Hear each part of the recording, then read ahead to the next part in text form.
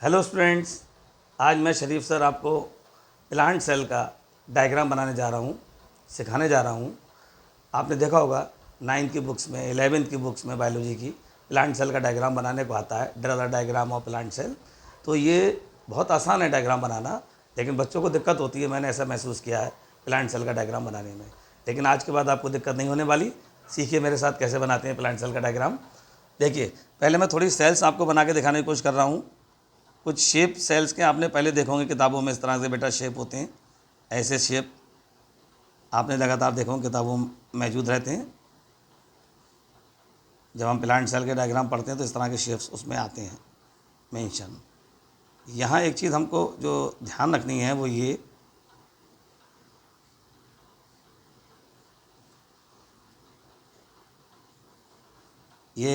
ऐसे बहुत सारे शेप के प्लांट के सेल के डायग्राम आपको देखने को मिलेंगे।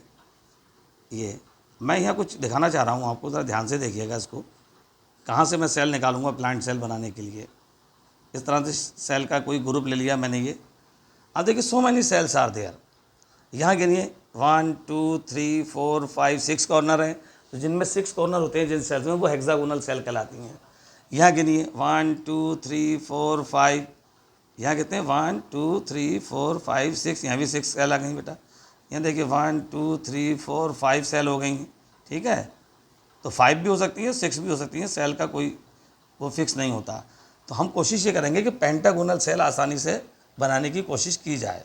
ठीक, जैसे मैंने ये 5 सेल वाला एक डायग्राम दिखाया, 5 कॉर्नर वाली, 1 2 3 4 5। तो कोई मैं पेंटागोनल सेल एक निकाल लेता हूँ बीच में से। 5 कॉर्नर वाली सेल जब हम बनाते हैं तो बहुत अच्छा डायग्राम निकल कर आता है। ये 5 कॉर्नर्स इसमें मौजूद होंगे, आप देखेंगे अभी। तो ये सेल को हम निकाल के पूरा बाहर दिखाएंगे, 5 कॉर्नर्स। उसमें आसान से बनता है डायग्राम, बहुत अच्छा आता है, लुक बहुत अच्छा आता है। हम हेक्सागोनल भी बना सकते हैं, लेकिन पेंटागोनल जो डायग्राम हम बनाएंगे सेल का 5 कॉर्नर वाला, वो ज़्यादा अच्छा दिखाई देगा। आप देखिए कितना आसानी से बना लेते हैं इस डायग्राम को हम। बहुत सिंपल है, इसे आसानी से बनाया जा सकता है। देखिए सिंपल तरीका, पहले 5 कॉर्नर बनाएंगे, ऐसे करके देखेंगे।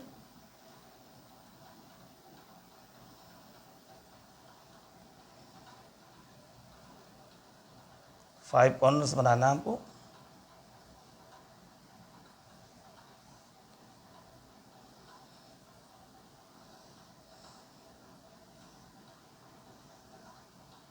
आप देख सकते हैं 5 कॉर्नर, 1 2 3 4 5।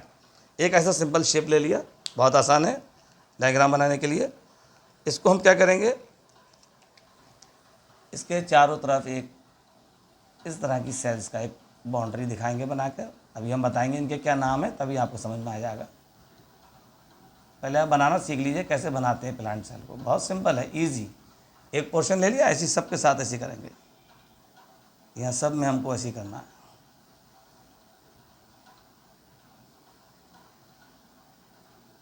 ऐसे ही बनना है बेटा, ठीक है।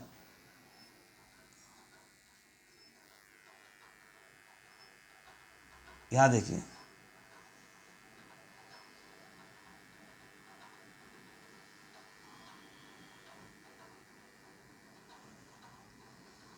ऐसे, ठीक है।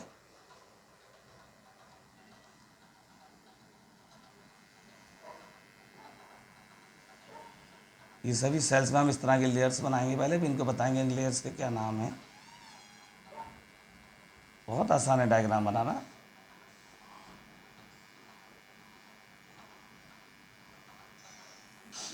ऐसे हम एक बाउंड्री बना लिए। अब हम इनके सबके नाम लिखते हैं, तभी आपको अच्छा लगेगा नाम समझना। आप देख सकते हैं, ये जो सबसे पहले मैंने रेड कलर की लेयर बनाई थी यहाँ, इसको बोलते हैं हम लोग मिडिल लैमला। ध्यान से समझना बच्चों, इन्हें बोलते हैं middle lamella. Simple, middle lamella. अब मिडिल लैमला के बाहर की तरफ, मिडिल लैमला के अंदर की तरफ, यानी यहाँ से लेके यहाँ तक ये बीच का हिस्सा, और यहाँ से लेके यहाँ तक का जो बीच का हिस्सा है, ये सब सेल वॉल कहलाता है। क्या कहलाता है बेटा? ये सेल वॉल। ये तो सेल वॉल हो गया। फिर ये बीच में ये जो ब्लू कलर की जो लेयर्स दिखाई दे रही हैं अंदर और बाहर दोनों तरफ, ये कहलाती है प्लाज्मा मेम्ब्रेन। क्या कहलाती है बेटा? Plasma membrane. प्लाज्मा मेम्ब्रेन कहते हैं इनको, प्लाज्मा मेम्ब्रेन। ओके, इनमें मेम्ब्रेन के बीच में आप देखो, जैसे यहाँ मैंने बना के दिखाया था, बीच बीच में ऐसे पोर्स होते हैं मेम्ब्रेन के बीच में, ये पोर्स हैं छोटे छोटे। इन पोर्स से साइटोप्लाज्म इधर या इधर से इधर या इधर से इधर कहीं से किधर मूवमेंट हो सकता है। तो ये पोर्स जो दिखाई दे रहे हैं इनका नाम होता है प्लाज्मोडेस्माटा। क्या नाम होता है बेटा? प्लाज्मोडेस्माटा। प्लाज्मोडेस्माटा, ठीक है।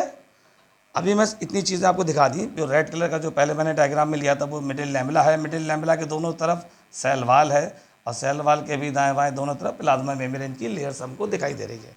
अभी हमने चूँकि प्लांट सेल बनाना है, इसमें हमको क्या करना है, एक बड़ी सी वैक्यूल दिखाना पड़ती है बच्चों बना के। एक लार्ज वैक्यूल इसमें हम प्लांट सेल में दिखा देंगे, बड़ा सा हिस्सा वैक्यूल को कवर करता हुआ लाइक दिस। ये हमें वैक्यूल दिखा दिया, इसमें लिख देंगे अंदर vacuoles. Actually this is vacuole. इस वैक्यूल की जो मेम्ब्रेन है जो कवर्ड कर रही है पूरी वैक्यूल, ये कवर्ड कर रही है membrane. The membrane covered the vacuole is known as tonoplast. ये क्वेश्चन बहुत अच्छा है बेटा, इसको याद रखिएगा, नीट में क्वेश्चन पूछा जाता है ये। Tonoplast the membrane which covered the vacuole, वो मेम्ब्रेन जो वैक्यूल को कवर किए हुए उसका नाम प्लांट सेल में टोनोप्लास्ट होता है।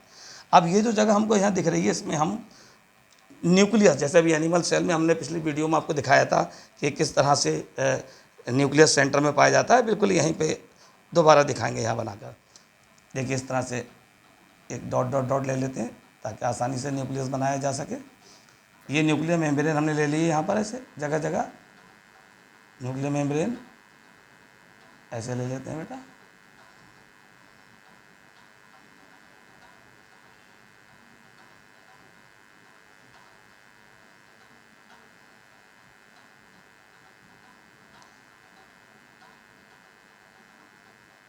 ऐसे न्यूक्लियर मेम्ब्रेन हम बनाने जा रहे हैं।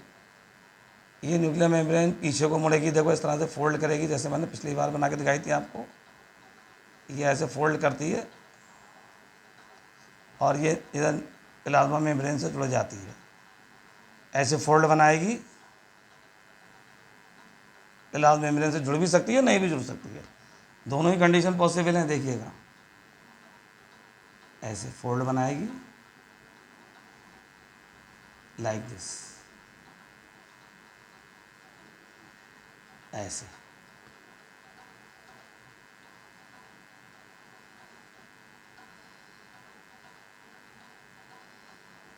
ऐसे अभी आपने देखा ये न्यूक्लियस बनने जा रहा है। न्यूक्लियस के अंदर हमने पहले भी आपको बताया था कि इसके अंदर एक न्यूक्लियोलस लगा होता है, बड़ा सा धब्बा टाइप स्ट्रक्चर, एक डार्क स्पॉटेड पार्ट नज़र आता है, धब्बा धब्बा सा, जिसके न्यूक्लियोलस कहते हैं। इसके अलावा इसमें धागे जैसी स्ट्रक्चर जगह जगह हमको ऐसे उल्टा सा दिखाई देगा, थ्रेड लाइक, उसको हम क्रोमैटिन कहते हैं बेटा। इसके कुछ पार्ट डार्क स्पॉटेड होते हैं, हमने बताया था जगह जगह, उनको हेट्रोक्रोमैटिन कहते हैं। जो लाइट पार्ट होता है उसे यूक्रोमैटिन कहते हैं। ये डार्क पार्ट जो हमको दिखाई दे रहे हैं वो सब हेट्रोक्रोमैटिन वाला पोर्शन है। ये ऐसे हेट्रोक्रोमैटिन। इसके अंदर एक लिक्विड भी भरा रहता है, मैंने आपको बताया था पिछले वीडियो में जब मैंने एनिमल सेल का डायग्राम बनाया था। इस लिक्विड को जो न्यूक्लियस के अंदर दिखेगा उसे न्यूक्लियोप्लाज्म कहेंगे, ये आपको पिछली वीडियो में बताया गया था। इसके अलावा आपको मालूम है न्यूक्लियर मेम्ब्रेन बाहर मुड़कर ईआर बनाती है। ईआर की सरफेस पर ये दाने दाने से ग्रेनुलर स्ट्रक्चर लगे रहते हैं, जिन्हें हम राइबोसोम कहते हैं। ये राइबोसोम कहते हैं इनको। ऐसे राइबोसोम कहीं भी हो सकते हैं, राइबोसोम यहाँ भी दिखेंगे आपको राइबोसोम।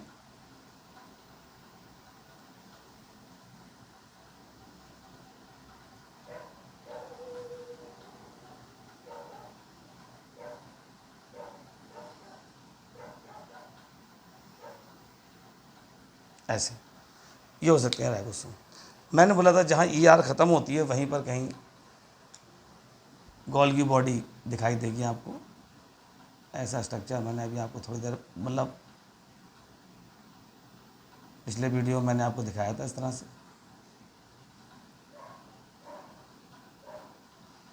ये सब गोल्गी बॉडी के स्ट्रक्चर होते हैं, ऐसे करके बनाते हैं इनको। दिस इज गोल्गी बॉडीज़ ऐसे मौजूद होंगी। इसके अलावा माइटोकॉन्ड्रिया भी हम दिखाएंगे सेल में, कहीं ना कहीं जहाँ जगह मिलेगी वहाँ बना देंगे माइटोकॉन्ड्रिया, कोई इशू नहीं है। मान लो मुझे यहाँ जगह मिल रही है, मैं यहाँ माइटोकॉन्ड्रिया बना के दिखा सकता हूँ। इस पोर्शन कहीं भी बना सकता हूँ उसको मैं। आप देखिए यहाँ पर माइटोकॉन्ड्रिया की इनर मेम्ब्रेन मैंने बताया था फिंगर लाइक स्ट्रक्चर ऐसे बनाती है। ये ज़रूर याद रखिएगा, माइटोकॉन्ड्रिया की मेम्ब्रेन जो होती है वो फिंगर लाइक प्रोजेक्शन बनाती है, ऐसा स्ट्रक्चर बन के निकल कर आता है। ठीक, एक चीज़ और हमको यहाँ दिखानी है, यहाँ दिखा दें, यहाँ दिखा दें जहाँ भी जगह है। इसमें चूँकि प्लांट सेल है तो इसमें क्लोरोप्लास्ट मौजूद होगा बेटा, जो एनिमल सेल में मैंने पिछले डायग्राम जब आपको वीडियो बनाई थी तो उसमें नहीं बनाया था। वहाँ मैंने एनिमल सेल में लाइसोसोम बनाकर दिखाए थे, यहाँ प्लांट सेल में लाइसोम सीड जर्मिनेटिंग, जिसमें सीड जर्मिनेट कर रहा था एट दैट टाइम लाइसोम उसमें मौजूद होते हैं, लेकिन जैसे ही उसके बाद लाइसोम उसमें से ख़त्म हो जाते हैं। तो लाइसोम जनरली प्लांट सेल में नहीं पाए जाते। और यहाँ से प्लांट सेल है चूँकि, तो यहाँ आपको क्लोरोप्लास्ट मिलेगा इसके अंदर। तो क्लोरोप्लास्ट का एक डायग्राम बना देता हूँ, यहाँ एक डायग्राम स्ट्रक्चर क्लोरोप्लास्ट का बना के दिखा देता हूँ। ये देखिए क्लोरोप्लास्ट का स्ट्रक्चर है, इसमें गोल गोल सिक्के जैसी स्ट्रक्चर्स होती हैं। इसका भी वीडियो हम पहले डाल चुके हैं, आपको हमारे चैनल पर आपको मिलेगा, आप सर्च कर सकते हैं क्लोरोप्लास्ट का। ये इस तरह से ये क्लोरोप्लास्ट होता है बेटा। अब हम प्लांट सेल के अंदर भी तो बेटा ये लिक्विड निकल आएगा। प्लांट सेल में, एनिमल सेल में जैसे लिक्विड होता था उसको साइटोप्लाज्म कहते थे, यहाँ भी साइटोप्लाज्म कहते हैं इसको, लिक्विड को।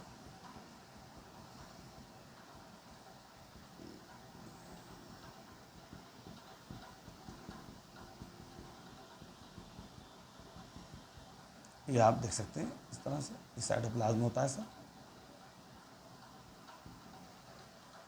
इसमें अब कुछ नाम हम मेंशन कर देते हैं, जो जो चीज़ें हमें लिखना है। जैसे ये हमने बताया बेटा, ये क्लोरोप्लास्ट होगा, इसमें क्लोरोप्लास्ट।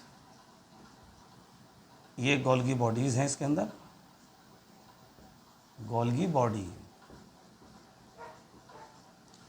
ठीक है बेटा। ये माइटोकॉन्ड्रिया है,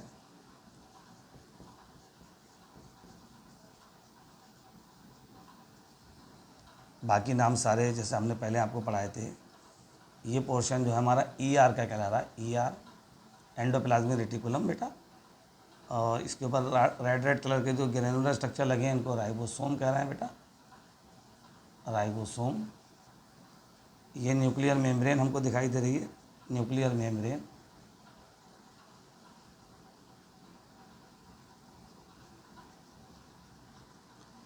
ये थ्रेड लाइक स्ट्रक्चर दिखाई दे रहा है। वैसे तो आपको मालूम है, हम कई वीडियो में आपको बता चुके हैं, जो डार्क पार्ट होता है हेट्रोक्रोमेटिन, कलर करने पे, स्टेन करने पे जो लाइट पार्ट लेता है यूक्रोमेटिन, लेकिन डायरेक्ट हम इसको क्रोमेटिन भी लिख सकते हैं, क्रोमेटिन।